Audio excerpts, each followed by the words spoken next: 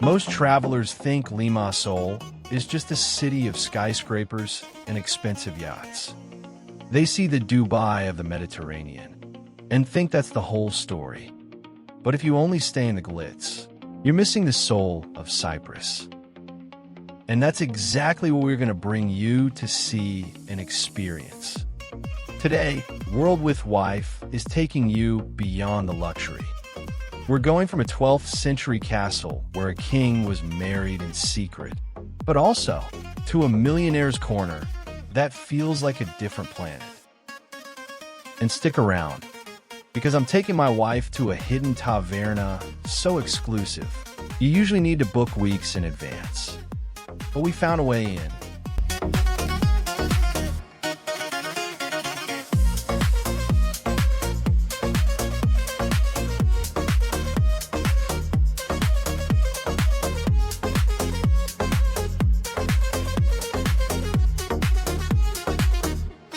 We're starting in the vibrant seafront promenade, near the Ayia Napa Cathedral. It's a brisk 18 degrees Celsius today, but the sun is out and the weather here is gorgeous. Limassol is the second largest city in Cyprus, with a population of about 180,000, and it's the island's main commercial hub.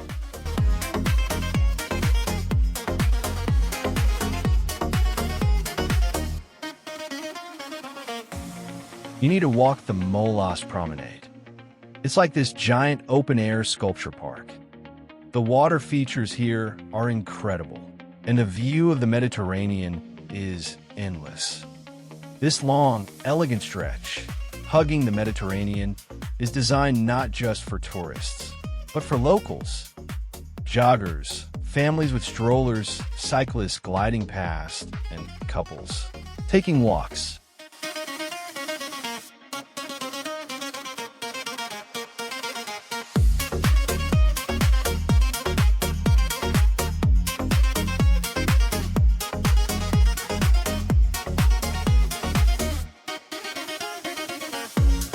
Do pay attention as you walk around, and you will see large modern sculptures rising out of the landscape paths. Some are abstract forms, some are human figures and symbolic shapes. I guess that each one is quietly competing with the sea behind it. In the background, you can see some of Limassol skyscrapers. Limassol sits on the southern coast of Cyprus, roughly halfway between Paphos and Larnaca, making it the island's most important commercial hub. It's the second largest city in Cyprus, with a population of around 240,000 people, and nearly double that if you include the greater metro area.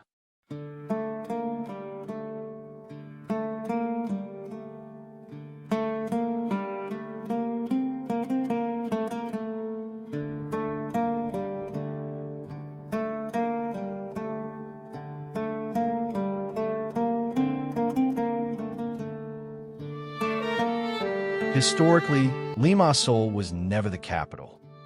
But economically, this city runs the show. Shipping, tourism, finance, tech, wine production. It's all here. And the sea in front of us? That's not just scenery. This is the same Mediterranean that brought traders, crusaders, Ottomans, and empires to these shores. Calm today, but historically restless.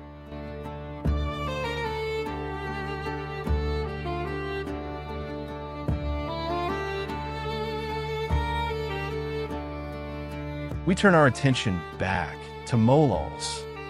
The promenade stretches for about 2 kilometers, beautifully designed with wide walking paths, cycling lanes, water features, playgrounds, shaded seating areas, and open lawns. In the background, you can spot the Ayia Napa Cathedral. We will visit it later in this video. Facing the water, the horizon feels wide and clean. And now, let's turn eastward.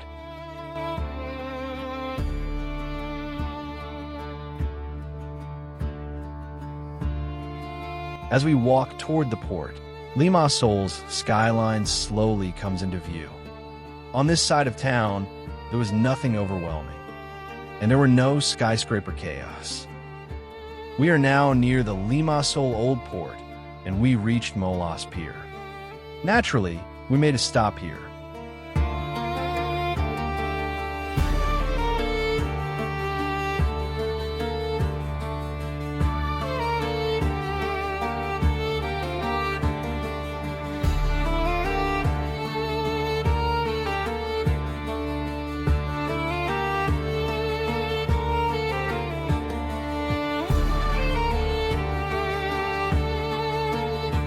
This is one of those spots where everyone pauses for photos, even if they don't realize why. The angle, the water, the city behind you. It all just works. Let me ask you, do you prefer seaside promenades like this or historic old towns? Standing here, you can already sense what Limassol is about. It's not trying to impress you loudly. Instead, it's letting the details do the work.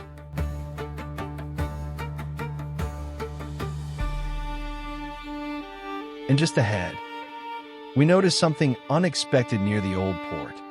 Container-shaped buildings that don't quite belong. So, of course, we had to investigate.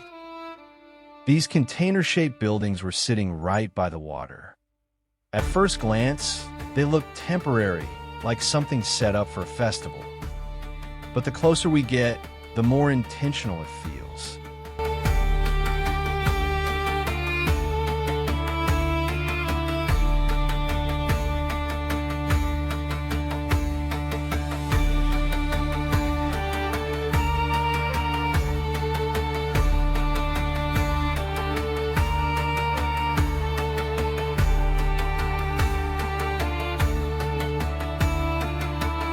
This is Pier One, a creative reuse of shipping containers, turned into cafes, small eateries, and social spaces. This is a subtle nod to Limassol's identity as a port city. Industrial, modern, and relaxed at the same time. Upstairs, the vibe completely changes.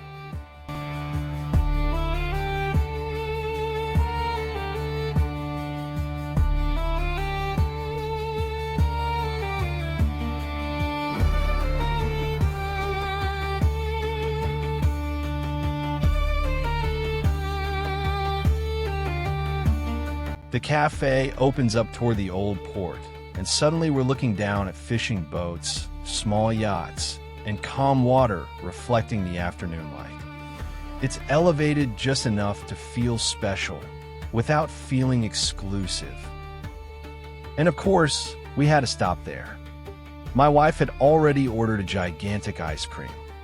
The cafe itself is beautifully done, with warm wood, clean lines, nautical accents, and open seating that invites you to stay longer than planned.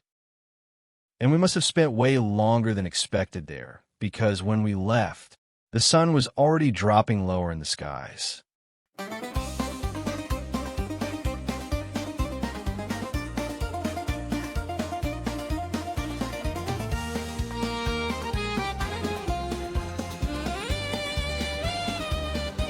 This is the old port area, and this part of Limassol feels different. The Limassol Old Port has been completely transformed over the years, evolving from a working harbor into a lively waterfront zone, packed with restaurants, cafes, and bars. And right in the middle of it all, we spot something familiar. Hans and Gretel. If you've been to Greece, you probably know this place. It's one of my favorite candy brands. And whenever I'm in Athens, I always stop for ice cream.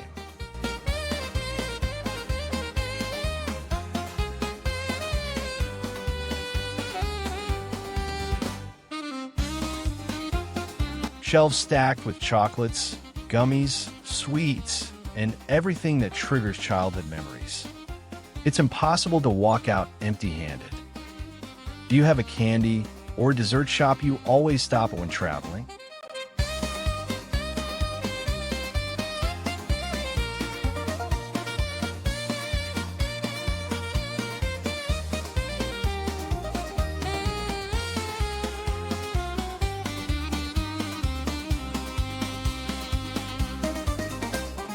The old port sits at the eastern end of the Molos Promenade, hugging the southern coast of Limassol.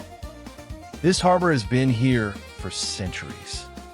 The first records go back to the 14th century, when local merchants used it for fishing and trading across the Mediterranean.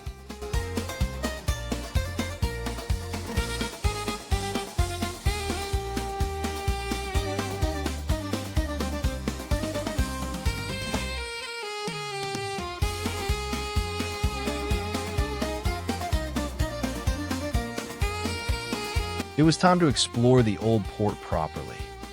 But there's a small problem. The light is fading. And there's one place we really don't want to miss before it closes. Limassol Castle. So we pick up the pace and follow my wife, who somehow already knows exactly where she's going.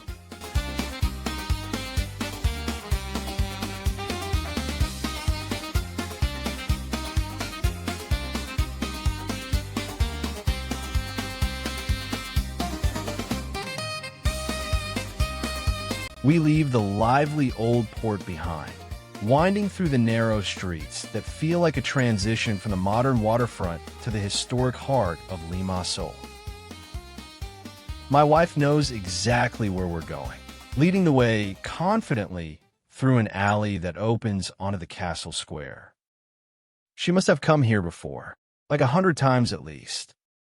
She guided us along the alleyways, and even though we were in a bit of a rush, she still found time to do some window shopping along the way.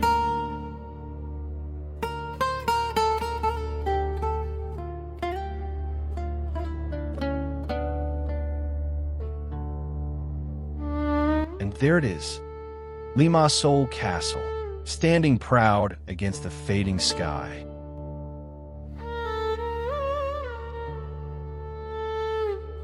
This medieval fortress has watched over Limassol for centuries. Its origins trace back to the Byzantine era, though the structure you see today was rebuilt and fortified in the 14th century during the Lusignan period. It later endured Venetian and Ottoman occupations before becoming a museum in the 20th century. We pay the small entrance fee, worth every cent, and step inside.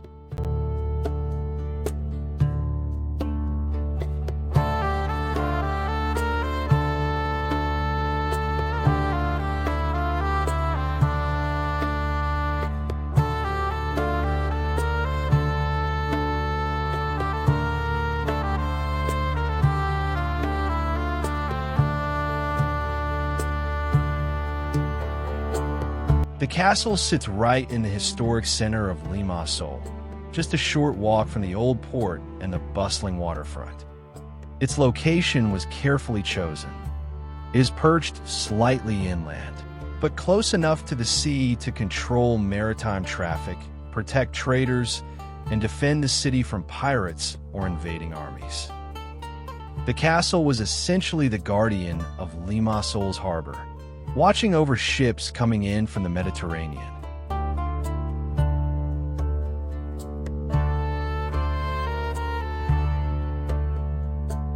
The first thing that hits you is the labyrinthine basement.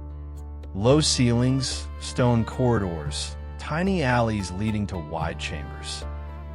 It almost feels like stepping back in time.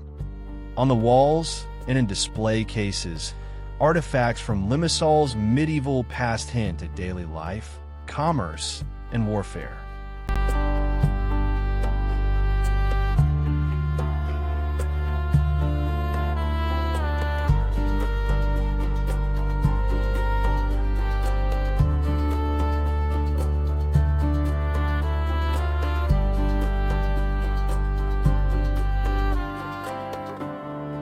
We squeeze through some of the narrow pathways that open up into wide chambers.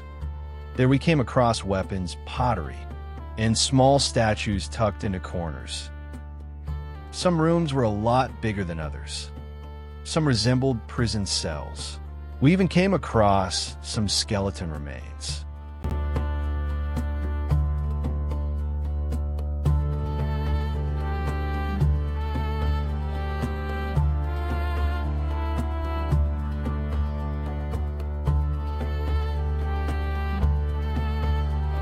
pottery glint under soft lighting, and some of the chambers felt intimate, almost secretive, like explorers discovering forgotten passages.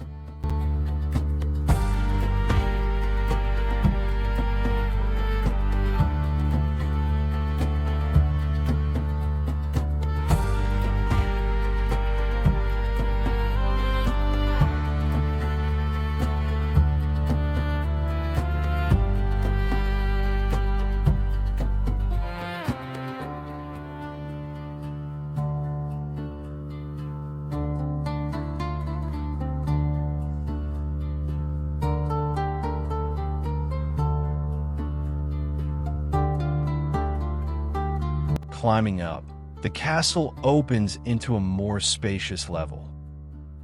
Here you find helmets, armors, and swords of knights and soldiers who defended the city. Walk around and you can spot coins, silverware, and porcelain, showcasing trade and daily life. Explore some more and you will discover crosses, coats of arms, and paintings, connecting the castle to Limassol's noble history.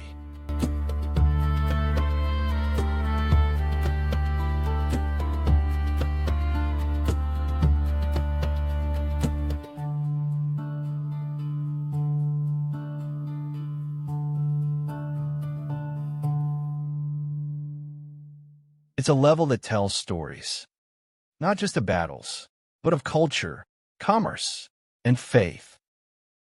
You notice details most people overlook. The careful arrangement of items, the way sunlight through narrow windows highlights the stone walls, and the sense that every corner has a tale.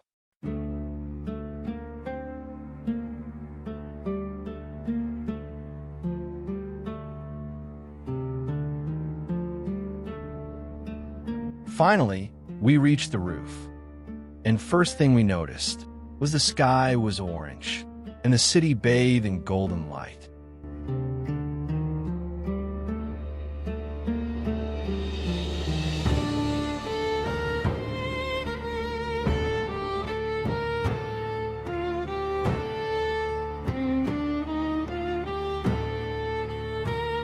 From this vantage point, Limassol stretches out.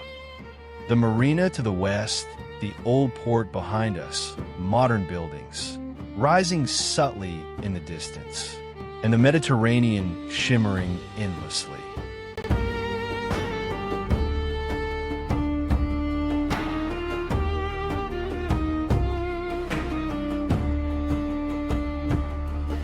The sun is sinking slowly toward the horizon, and the sky is a living canvas.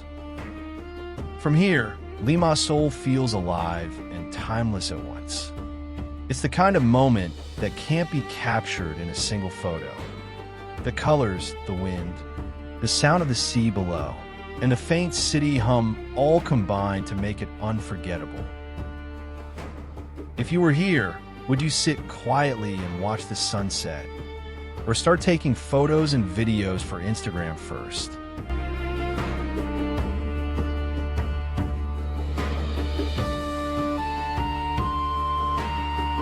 Back on the streets, the air is cooler now, around 16 degrees Celsius, with a gentle sea breeze carrying scents of grilled seafood, fresh bread, and the faint sweetness of the shops we passed earlier. This part of the city was quiet compared to the waterfront, but you can feel the anticipation building as lights flicker on in windows and street lamps. We make our way toward the old port to catch the final moments of the sunset. And here, once again, the atmosphere shifted completely. Restaurants start to fill, music drifts between tables, and laughter rolls off the piers. We reach a spot with a bridge ramp near the port. This is a favorite spot for photos, and the scene is undeniably cinematic. Every angle has a story. Yachts lined up like liquid silver, the promenade glowing, and the castle behind us still standing tall against the deepening sky.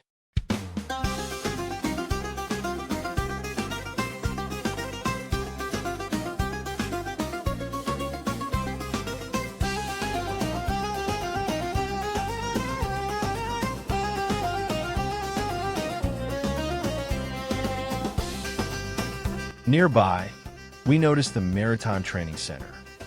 Around the corner, restaurants like Jamie Oliver's Kitchen hint at what locals call the Millionaire's Corner. This part of Limassol port felt like we were in the south of Spain, in Marbella, or at Puerto Banús. We have a video of Puerto Banús. I'll put the link to it and you can compare for yourself. Fishing boats turned into yachts and catamarans, and the restaurants around this area carried a hint of exuberance. I tried counting the number of yachts, but I gave up after reaching 30.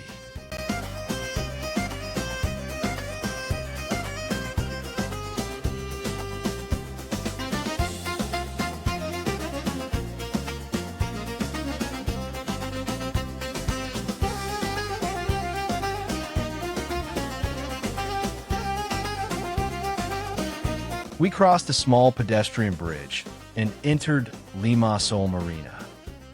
Here, the scale shifts again. Small yachts from the old port are replaced by luxury yachts and catamarans, some easily 20 to 30 meters long. And look closely, as the houses in the background resemble mini mansions or private villas, each one perfectly positioned to overlook the harbor.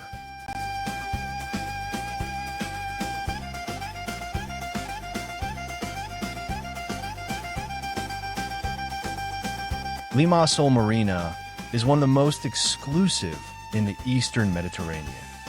Developed in the 2010s, it was designed to attract super yachts and international visitors, blending state-of-the-art berthing, high-end residences, and fine dining.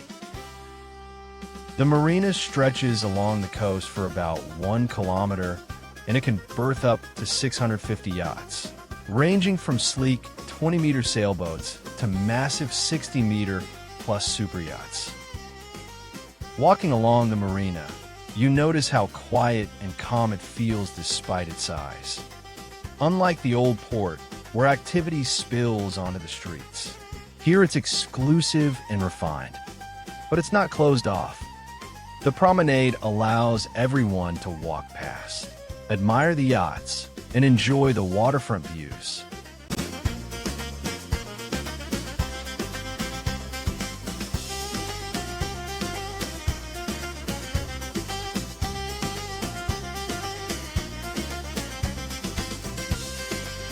And just ahead, we reached a square where Christmas preparations were underway. Even though it's not yet dark, the twinkling lights and festive decorations give the area a magical, almost storybook feel. We headed away from the boats and toward the center of Limassol Marina. Here, near one of the marina's large gathering spaces, you will find a plaza with a beautiful water fountain. It's a gathering place, and tonight it feels even more alive because Limassol is beginning its preparations for Christmas festivities. It's fascinating because Cyprus doesn't do snow, but does light. And here, in this marina plaza, the city is building a festive scene that feels warm, vibrant, and uniquely Mediterranean.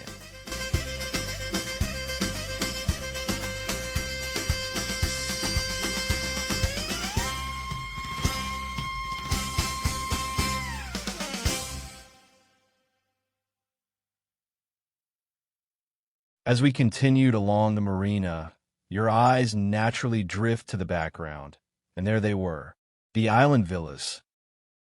Each villa is meticulously designed, often with private terraces, infinity pools, and direct views of the Mediterranean. They range in size, but most are luxury residences, offering privacy while being steps away from the marina's hub. And some villas even have their own private docks, allowing the owners to step out straight onto a yacht.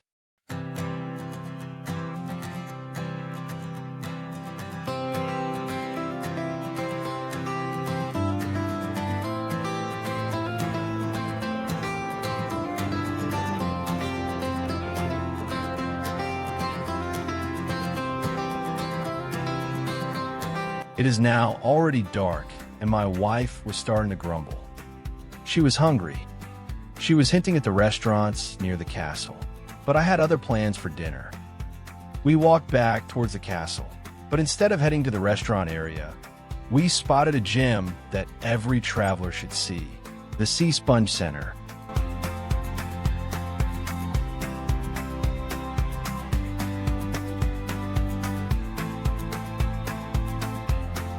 This shop is a slice of local culture and craftsmanship, specializing in natural sea sponges. It also carries a curated selection of local olive oils, handmade soaps, small souvenirs, and traditional treats. My wife spent a good 15 to 20 minutes inside. She must have forgotten her hunger all of a sudden.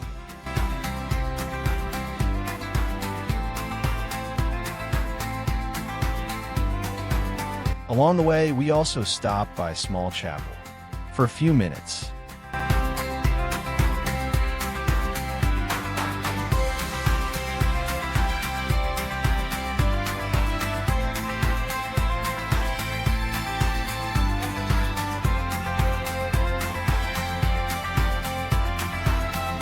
My wife thought we were headed to one of the restaurants near the castle. You know, the ones lined up with outdoor seating, twinkling lights, and the classic castle view. She was already warming up for a cozy meal, imagining sitting down quickly after a long day of walking. But I kept walking. She looked at me with a raised eyebrow, a little grumpy. "Where are we going?" she asked, half amused, half suspicious. I just smiled and said, "Trust me, you're going to love this place." At this point, we have already walked for 15 minutes, even walked past our hotel. But I kept her entertained by allowing her to stop and browse some of the shops along the way.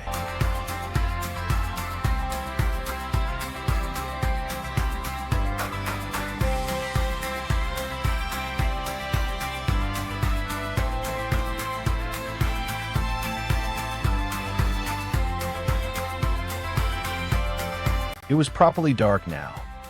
The city lights reflected on the wet stones from the evening breeze, and I could feel the anticipation building. My wife grumbled a little, but I knew the spot I had chosen would turn that frown upside down. 30 minutes of walking now. But luckily, I picked the roads with lots of shops.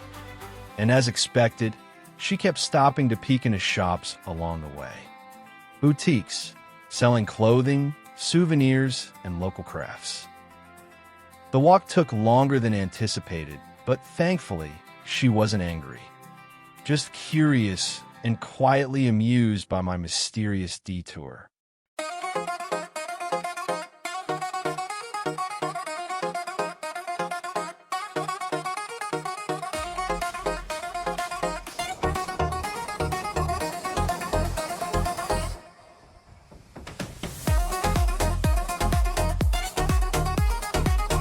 Finally, we arrived at Meze, a traditional Cypriot taverna tucked down a side street, away from the busy castle square. It wasn't flashy, but it had character, warmth, and the smell of home-cooked food drifting out the door. The restaurant was packed, and for good reason. Getting a table here isn't always easy, but we were lucky. A small table for two. The evening unfolded perfectly. First, a spread of condiments and dips appeared.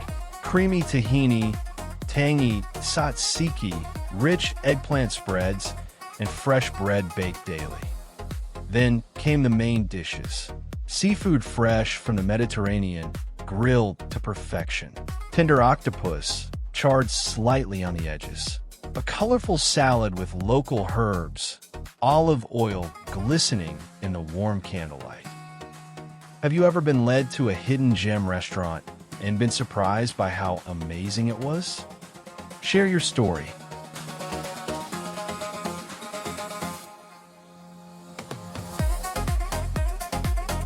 The next morning, we set out early, just as Limassol begins to wake. The streets are quieter than last night, but there's already movement. Cars rolling gently along the roads, and the faint aroma of fresh bread in the air. From our hotel, we walked in the direction of Old Administration Building. Come, walk with us, and let's explore this part of town together.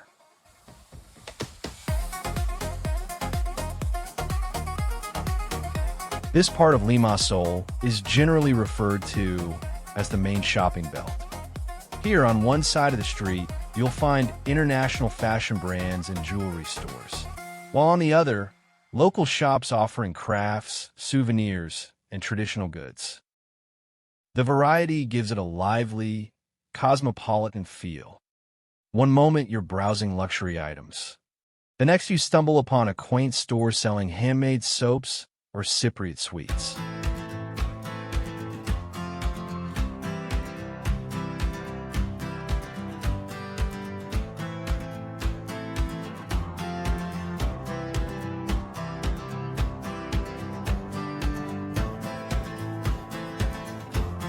There it is. This is the Old Administration Building, a classic structure from the colonial era with its neoclassical facade, tall arched windows, and sturdy stone columns. Even in the early morning light, it commands attention. This part of Limassol was historically the hub of government and administration. This is the center of city planning, civic decisions, and early commerce.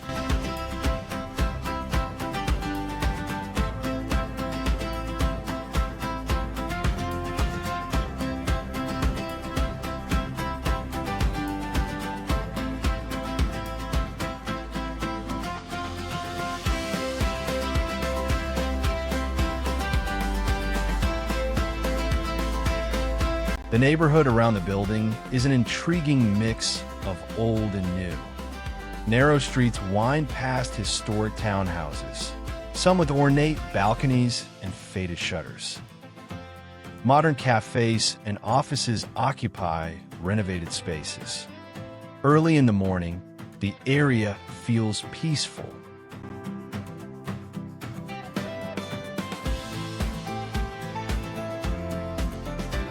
As we stroll, my wife stops a couple of times to peek into small shops. But within a few minutes, the street opens up into Limassol Agora, established in 1918 and still very much the heart of the city. Walking up to the Agora, it's impossible to miss its distinct architectural style. High iron-framed ceilings, wide arches, and natural light flooding through skylights. It's part market, part social hub, and walking inside immediately gives a sense of its history.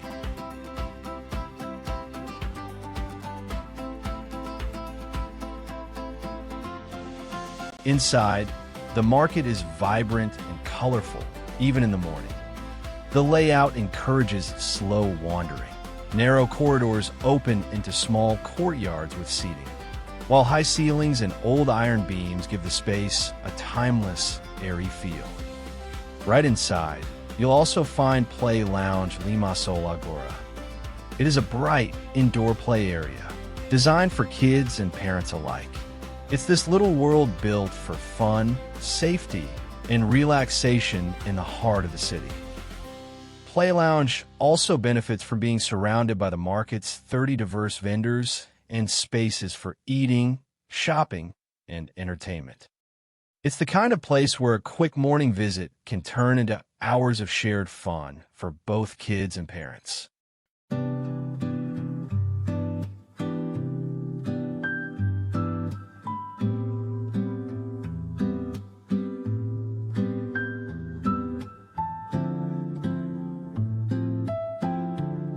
Around the exterior of the Agora, the streets are lined with restaurants and cafes, many offering tables right on the pavement.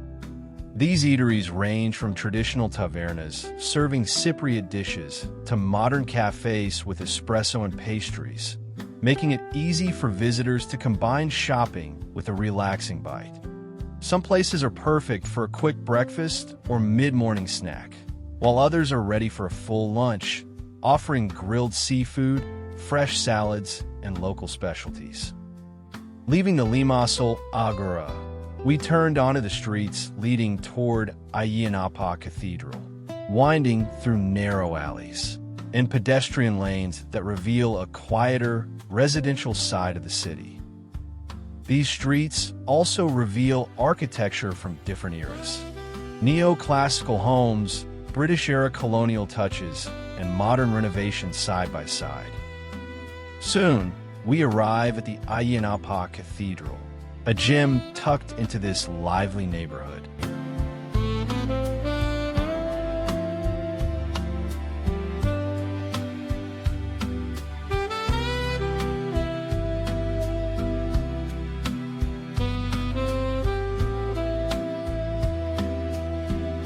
Built in the late 19th century, the cathedral is Neo-Byzantine in style, featuring a domed roof with intricate detailing, whitewashed walls, and stone accents and stained glass windows that scatter colorful light across the interior.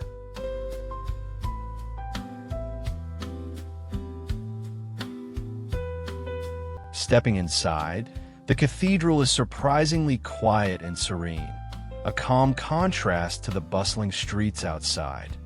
Sunlight filters through the stained glass, illuminating gilded iconography, murals, and ornate crosses. My wife stayed outside, near the entrance, as she was not dressed appropriately for church. While I walked around and paused to admire the details, pointing out the local craftsmanship in the woodwork and frescoes. This church is a piece of Limassol's cultural and spiritual identity.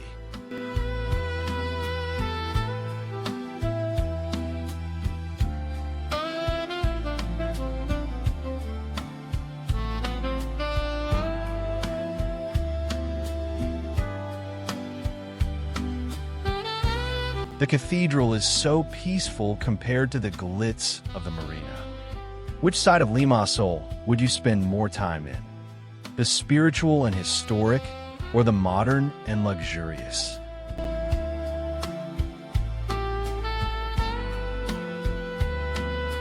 Limassol is a city of layers. It's a place where you can touch stones laid by crusaders in the morning and dine next to billion-dollar yachts in the evening. Limassol has shown us its full personality. Bustling markets, historic streets, vibrant shopping belts, serene cathedrals, and a lively waterfront. From the old administration building with its colonial charm, to the Agora with its fresh produce and artisan stalls, and finally to Ayia Napa Cathedral. This city perfectly blends history, culture, and daily life. This has been another incredible chapter of our Cyprus journey. But we aren't done. Next week, we're heading to our final stop, Larnaca. Throughout this grand tour of Cyprus, we have brought you to Ayia Napa to visit the sculpture park, to Meze Beach where we walked across the sea to a small island, to Nicosia, the last divided capital city in the world. We have visited the highest peak in Cyprus and the entire Troodos region. We have even visited a winery in the village of Omodos. Plus, we brought you to see the biggest monastery in Cyprus. In Larnaca, we'll be exploring the ancient church of St. Lazarus, the beach promenade, and the famous salt lake before we fly back to Athens for a few Greek surprises. Hit that subscribe button and turn on notifications so you don't miss the grand finale. This is WorldWithWife, and the world is waiting for you. See you next week in Larnaca.